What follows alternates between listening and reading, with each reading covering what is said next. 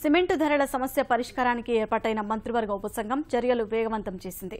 ఆర్థిక మంత్రి యనమల అధ్యక్షతన సచివాలయంలో సమావేశమైన మంత్రులు అచ్చెన్నాయుడు, కామినేని శ్రీనివాస్, సిమెంటు కంపెనీల ప్రతినిధులతో జరిగిన చర్చలు కొంతమేర ఫలితమిచ్చాయి. ప్రభుత్వ పనులకు గృహ నిర్మాణ సంస్థకు 230, పోలవరం ప్రాజెక్టు పనులకు 250, మిగిలిన ప్రభుత్వ పనులకు 240 రూపాయలకు సిమెంట్ ఇచ్చేందుకు అంగీకరించాయి. సామాన్యులకు అందించే సిమెంటు ధరను 310 రూపాయలుగా ప్రభుత్వం నిర్ణయించింది. ఇంతకు మించి అధిక ధర వసూలు చేస్తే చర్యలు తీసుకుంటామని మంత్రి అచ్చెన్నాయుడు హెచ్చరించారు.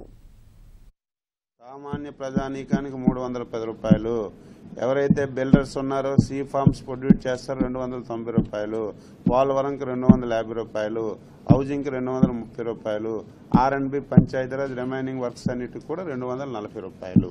వాళ్ళు ఏమన్నారంటే రెండింటికి యాక్సెప్ట్ చేశారు. గవర్నమెంట్ వర్క్స్కి ఈ 290 సీ ఫార్మ్స్ కి ఒప్పుకున్నారు. ఈ 310 అనేది లేదంటే ఎట్టి పరిస్థితుల్లో 310 ఇవ్వాలని చెప్పి స్పష్టంగా ఆదేశాలు ఇచ్చాం. చేయకపోతే యాక్షన్ కూడా ఉంటుందని చెప్పాం. అందులో సమస్య లేదు.